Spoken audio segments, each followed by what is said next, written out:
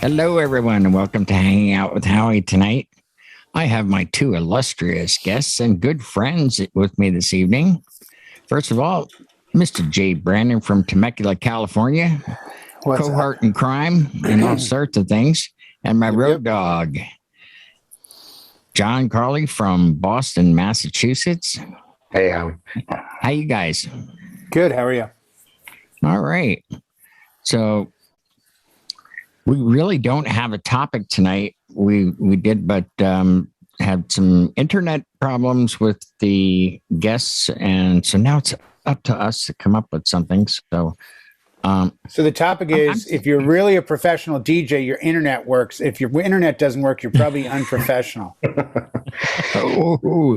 know who you are. Your name might rhyme with Eric. Buy things that work. Yeah, buy things that work. It's because I'm up here in Lake Placid. Things don't always jive. Well, I got to tell you, I've been watching you guys for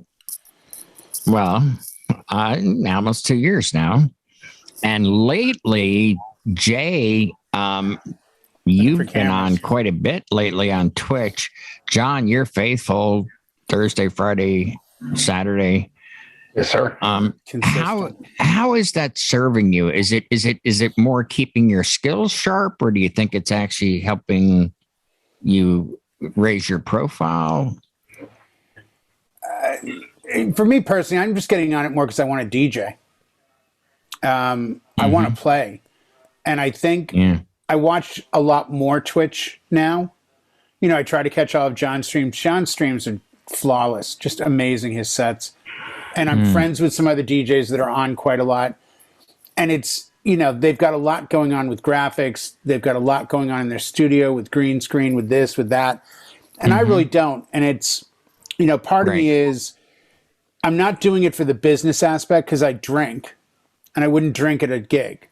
So I'm not really promoting it to brides and grooms like, check me on Twitch.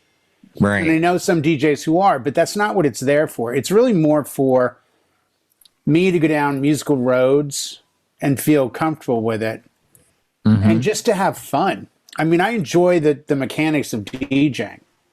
You know, I've done 2-hour sets where I've never broken 4 people in the stream and only 1 person in the chat room. So it's not obviously for the revenue. It's not, I've realized now I need to invest a few $100 or $1,000 to get, you know, maybe a better camera and good graphics and do this and do that and lower thirds and all that. But I look at it like my YouTube channel. You know, I shot 560 videos with a $45 flip HD camera. And those videos account for about 2.5 million views and probably about $3,000 in revenue just from YouTube. And then the 5 or 6 weddings that booked me directly from YouTube, plus the gear I got for free from videos I put on YouTube. I mean, I made about $12,000 or $13,000, $14,000 off a $45 camera. So it's very difficult for me to look at Twitch and go, you know, I talked to someone the other day and like, I only paid $875 for my Canon. That's pretty cheap in the realm. I'm like, dude, I'm using a free GoPro I got because I did a video on YouTube about my camera and GoPro sent me one. Like, that's what I'm using. Or I'm using my phone. I think sometimes the message gets lost when there's too much trickery and you're not just doing your thing. So as it stands right now, I don't see myself investing more than just time into Twitch. But I enjoy it. I like doing it. I love seeing, you know, 90% of the people on my stream I know. Right. It's you guys and it's people from the chill room and all that. But it's fun to kind of, you know, you never know what's going to happen. I got rated with 175 people the other day. Went back down to 13 within 10, 15 minutes. But, you know, I had them in the room for a second, you know. Sure. So you don't know what's going to happen. Yours is very organic looking because I don't know about the investing thousands to do all that. I mean, I think you're using real lights. You're really DJing.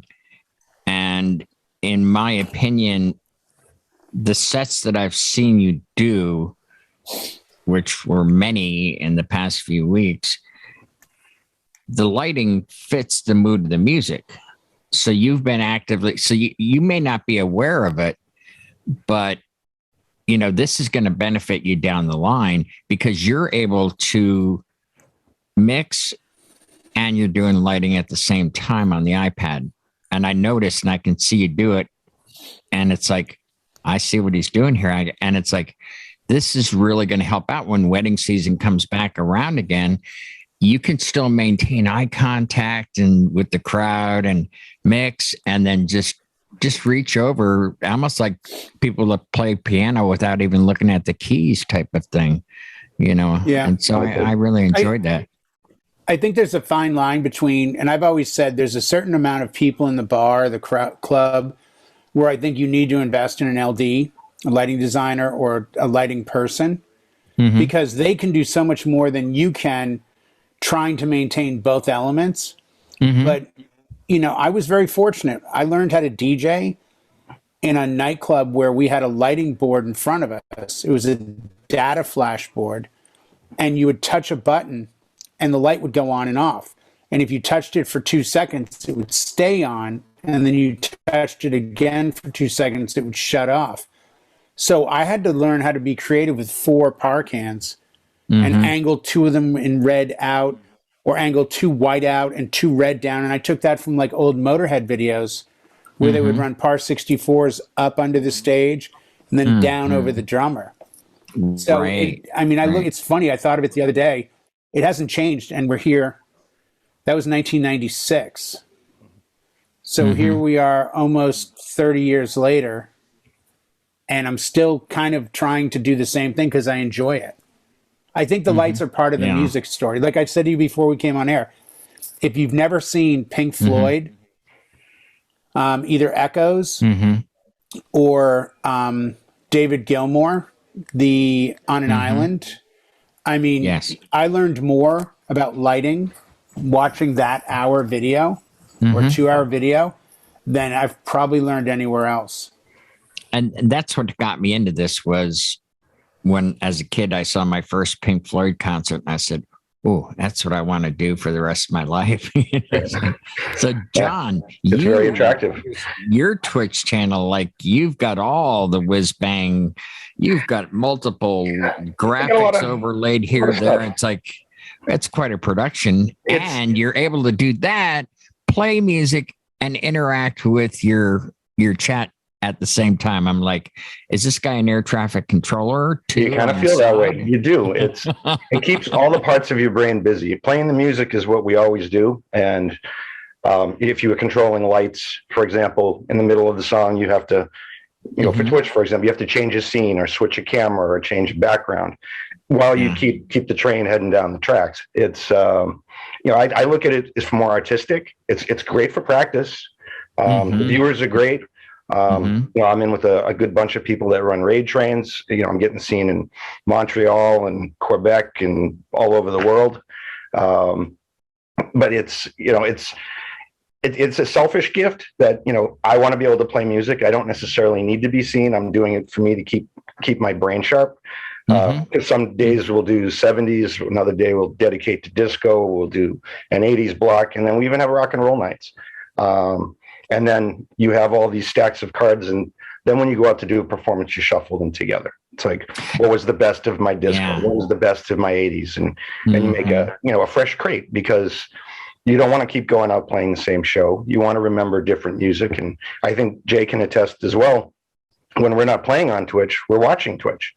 You know, we're looking at other DJs that are playing 3 hours of what we did last week and say, what did I miss? What's different? What's different with what they're playing versus what I'm playing? And we fill in the blanks, and, you know, we create a pretty good musical palette when it's all said and done. I'll admit that when you guys play, I use Shazam, because there's some of the songs I'm like, man, that is awesome. And I'm like, I gotta buy this, you know? Oh, I Shazam constantly. John, just real curious, have you found any new, like when pandemic started and I went on Twitch, I think for the very first time in March of 2020, I did a set for a guy I know in LA. I made like $60 in tips because people were tipping on his Venmo. So he sent me $60 for a 2-hour set. I'm like, oh, so this is how I'll make money now. But it obviously didn't turn out that way because I started doing the Friday night driveway set. Mm-hmm. But like, it's famous because, you and I talked about music that you helped me with. Oh, sure. Me finding Darkwave. Now, I knew what it was. I'd heard some of it, but it didn't get deep into it. And I found somebody on YouTube, and then I went to Twitch. And even the other night, I watched 2 different Darkwave sets where I was Shazamming everything in sight. I'm like, I don't know this. I don't know who this is. I don't know who this is. And it's great music. But have you found any new music, artists, songs that you're like, oh, I got to grab this? Yeah, there's some new stuff coming down the pike. When I played Friday night, I did all fairly new releases, things that have come out. I'm pretty sure either late 21 or this year. Right. That I've been finding that are catchy. And the people that tune in, we kind of have a preview. We kind of do a make it or break it. Like, what do you think of this one? What's it going to mix with? Yeah. What's the energy? What's the vibe? I like that. What does it remind you of? That. Yeah, I do too. You're not going to make a fortune, but I mean, they did just release the Twitch list of the highest paid ones. There's probably 20 that made close to 100,000 off it. This one has actually been, I think, streams every single day, made 430,000. Gamers or DJs? DJs. Wow. Anyone we know? I'll send you the link, or maybe someone will put it in the chat. But Wow. I'd love to see that. Yeah, it's names too. It's Jay Bird and so he's making 6 figures. I knew he was doing well. Yeah, our friend Nick. Well, he's on 5 nights a week. Yep. All those guys. That's Howie's best friend from back in the day. They put the time in, and they're always on. It's like cable television. There's always something playing. You tune in, it's always one of those guys, and some ladies too. It's not just men. It's but it's all DJs for sure. So I bet Miss Ninja's doing well. She's got 78,000.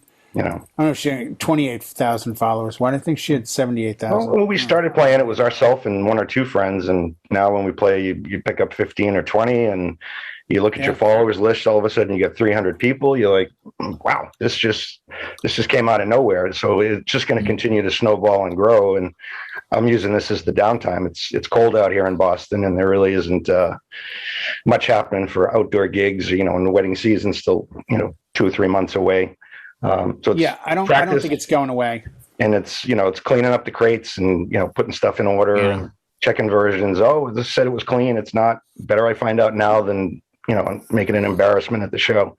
Yeah. But I think it could be a business route. I think you could argue that on a Wednesday, you could tell all your clients in your area, so you're on the same time zone. Hey, this week I'm doing, every other Wednesday I do new launch, blah, blah, blah on Twitch. And you do a 1 hour thing.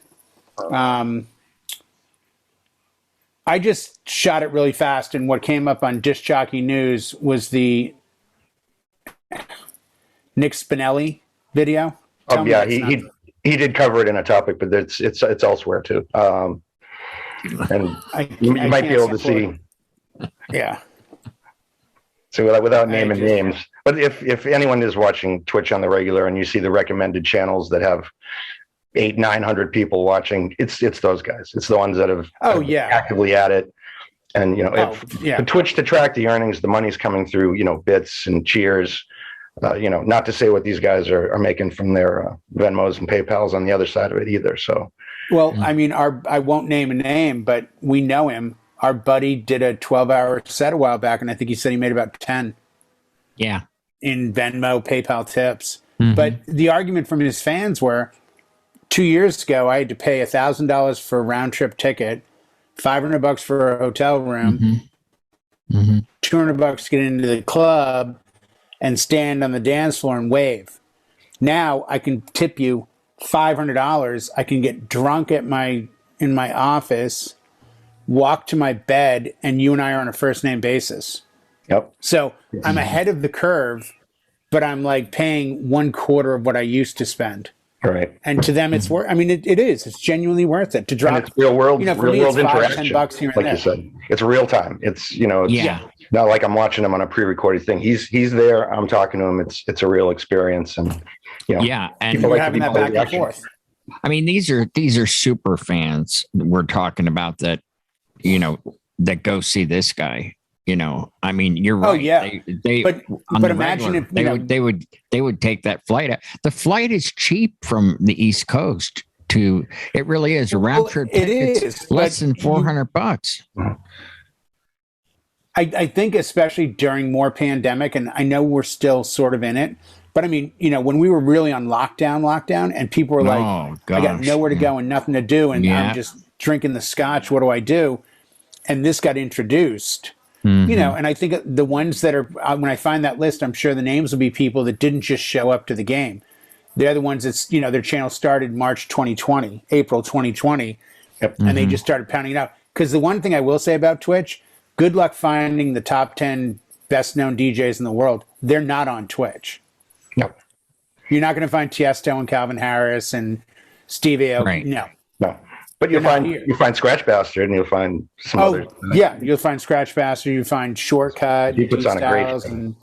I saw a lot of remixers are on. Really good. Yeah. Well, that's it. I mean, these people who weren't known are now names. Like we've been talking about these DJs from elsewhere 3 years ago. We never even heard of them because we're not in their market, and we wouldn't have experienced them unless we went to that one specific place they were playing. And now they're playing everywhere. Now they belong to the world, and that's kind of the direction we're going. I mean, to have them be nobodies, and now start having the phone ring like, oh yeah, that guy with all those viewers, but people know you. Come do our show, do our performance. Every time we play, it's a testimony as to how we are. People can see how we interact, find out what we like for musics, and no, 100% get an idea of our style. So it's like an audition for 100%. Well, I got to tell you, what was it, 2 or 3 weeks ago? It was almost like the battle of the DJs for me in my head, because you each played a darkwave set, and I'm like, okay, and that's when I was saying, who makes up these names? And I'm like saying, man, I really, but then there was that. Just the flow of the music you were playing, Jay. I was like, what would go good next would be 9 Inch Nails. And son of a gun, if you didn't play 9 Inch Nails. And now I was in the chat and I'm like, oh, now I'm starting to get it. That's a great point. That's the one thing about Twitch I'll say that's unlike a gig. If you came up to me at a gig and said that, I would out of spite not play it. Because I'd be like, I didn't even say that in the chat. I know what I'm doing. I'm thinking that in my head. I didn't say that's the thing. I've had that in the chat where people have said, "Oh man, I hope he does this," and I'm like, "Damn, I wasn't gonna," but that makes total sense because I think it's more for the love of it on Twitch than it is the, And I'm good with requests at a wedding and an event, but there is that ego part. There is that part of you that goes, I was already going to play AC/DC, and the guy goes, "Oh, you should play AC/DC next," and you play it, and they're like, "This is my," and you almost feel like stopping the music, going, "All right, folks, it really wasn't his choice. I already had it," but you can't do that. let him have his moment, right? But on Twitch, I mean, the other night I was doing like a dive bar set, and they're like, "Oh, it's Jim's birthday," and I'm like. Or the house set, the deep house set from the 80s, 90s. Yeah, but the last Jim's birthday party was good. That was really good. I was just like, screw it. Let's do some rock now for Jim, even though he wasn't there. I'm just started doing Pantera and stuff. And I'm like, where the hell did Jim go? So that's the beauty of Twitch. I think you can really and John will do this with me. I'll come in the room and all of a sudden there's Boston rock on. I'm like, yes. But that's the fun of it. Well, we know each other kind of well, so I like to predict you're going to play next. You take some left turns on once in a while, but I kind of know what's going on in your head. So. Yeah, I mean, I said this early on when I started watching Twitch, and I had a meeting with Pioneer DJ, and they said something about the, viability of Twitch. I said, you need to understand the benefit of Twitch is it's the personal contact. Like, what do you mean? I said, there's a DJ up in LA who, if I went to his club, I'd have to pay to get in. I could, get on the dance floor, walk around, maybe buy him a shot, send it up, he'd wave. But he doesn't know who I am. But if I go to his Twitch set, the second I'm in his chat, he gives me a shout out. Now, everyone in the room hears my name, and it looks like there's a sense of contact. I said, people really enjoy that, And I maintain this about the happy hour show. I don't have a monitor, so I can't tell who's watching me. But I've said, you guys have got to get me a print or a monitor or something with names so that I can stand up there and be like, yo, I see Howie's in the room. John C., what's going on, buddy? Oh, man, so-and-so, so-and-so. Because people will stay. People enjoy being shouted out. People enjoy the one-on-one. And people want to feel important in those instances. And it's a great contact. You're not, I dare say I'm probably wrong, but I'll say it anyway. There's going to be a point, and I maintained this years ago, about having a club DJ in Vegas stream to bars around the country so that when he goes on stage at midnight, 9 o'clock in Vegas, it's midnight in Boston, stream his set onto a big video screen. Well, what about this? What if you were to work a deal out with Twitch where a bar that doesn't normally have a DJ, who doesn't have the setup for it, but has overhead speakers for sports, why not say to bars in your area, hey, you know what? I'm going to go on Twitch and do a dance set. I know you don't have DJs in here because you don't have that licensing, but I know who you are. I'll shout your bar out. Like, hey, welcome to the Public House. This beautiful Saturday night. Make sure you take care of the bartenders. We've got a special on wings tonight. You guys kick back, relax, enjoy, and do a set where you're interacting by what they're telling you in the chat from the actual location. So even though you're playing to Twitch, they're streaming you. And you can have that one-on-one contact. I did a holiday party to somebody on Zoom once. Anything's possible. Sure. I don't think actually, that's a nice workaround for not having to pay the fee if you don't do that all the time at that bar. Right. As far as they're concerned, they're just watching television. You know what I mean? But they're getting some good music. But they get that contact where I can be like, hey, welcome to the Stone Pony tonight. It's another Saturday night. We've got a serious rock set coming to you guys. Kick back, relax. Hey, go to Twitch, DJ J. Brannon, if you want to make a request. And everyone's like, what's he talking about? Like, oh, cool. It's like a live, but it's like a live jukebox. You know what? Now, it might be something that's never going to happen. It doesn't make sense. But there's part of me that just sees the viability. Like if you had a problem with gear, I can go on Zoom. I could use my phone on FaceTime. But if you have a problem with gear, there's probably 20 people that have a problem with gear. I could be doing my daily half-hour DJ tips on Twitch. And that might get me more viewers than my DJ sets because I would come out and say, hey, this week I'm doing controllers. Monday, the DDJ SX3. Tuesday, the XDJ XZ. Wednesday, the DDJ SB. And I'm doing a half an hour walkthrough of each piece of gear.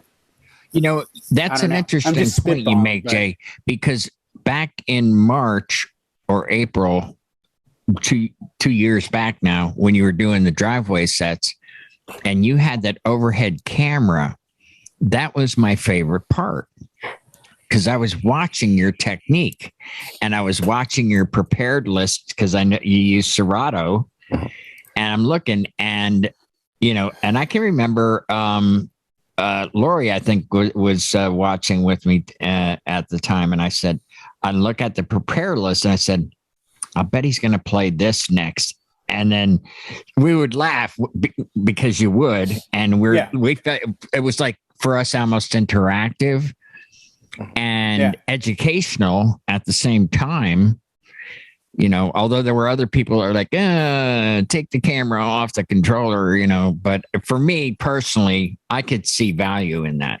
Oh, I agree. I mean, I haven't done it yet because I've tried to have theme sets. I've tried to be like, hey, I'm doing instrumentals. Hey, I'm doing just Pink Floyd. Hey, I'm doing chill.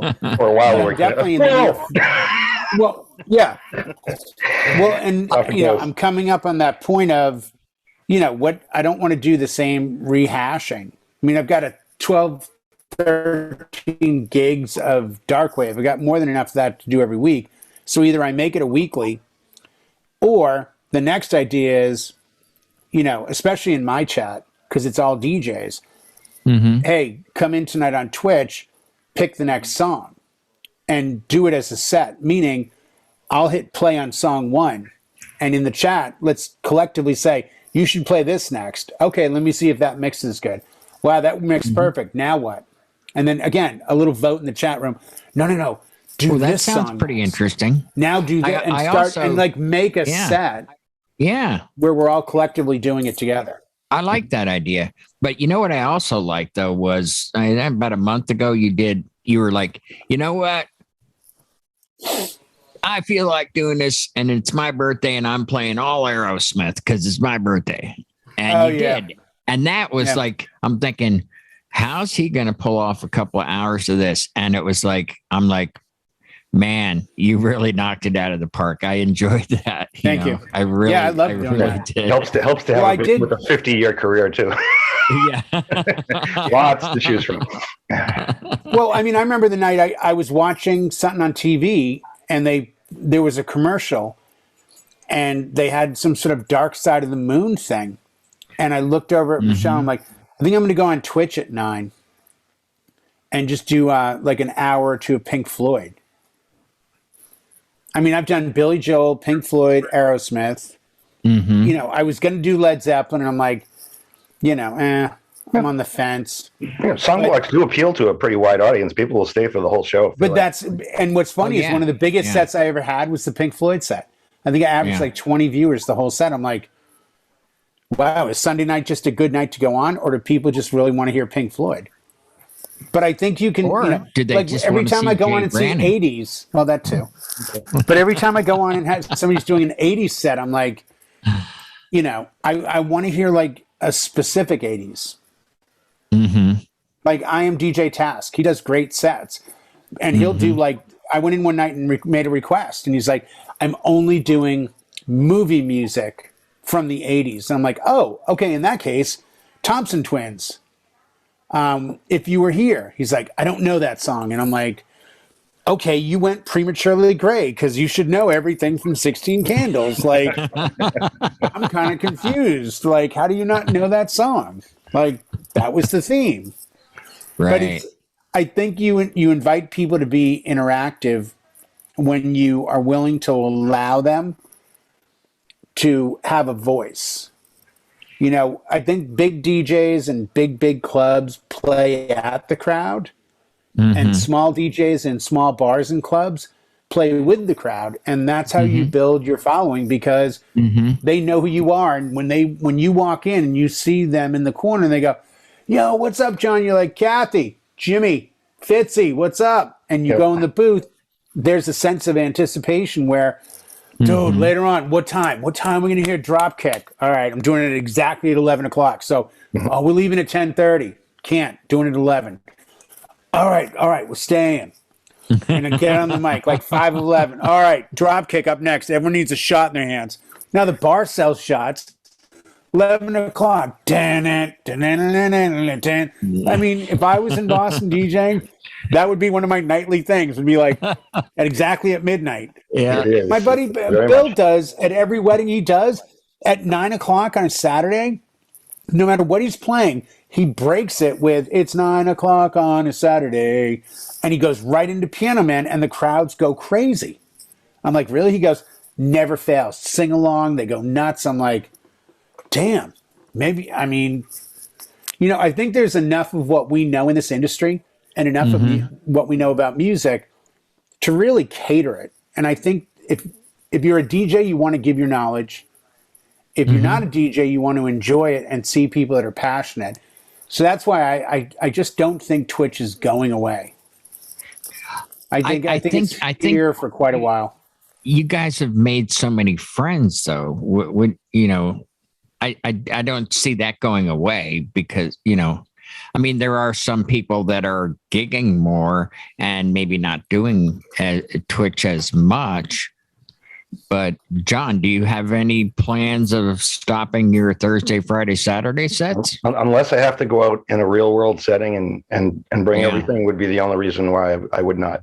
I wouldn't give up the real world opportunity to just be on the internet. But I'll continue to do it and work with the new music, the old music, and just keep putting out content for maybe even doing some academic type things where I can actually record them in the software and keep them up on the platform. Whereas, the music has to go away when it's done. That's just part of the deal. But to have instructional DJ tips, how to, maybe use royalty-free music and how to mix two beats together and show people, more of the academic side. I think, do a run through on the circle of fifths and the whole side that's the behind the music. And there's more to it than just knowing what song comes next to be a DJ. So, yeah.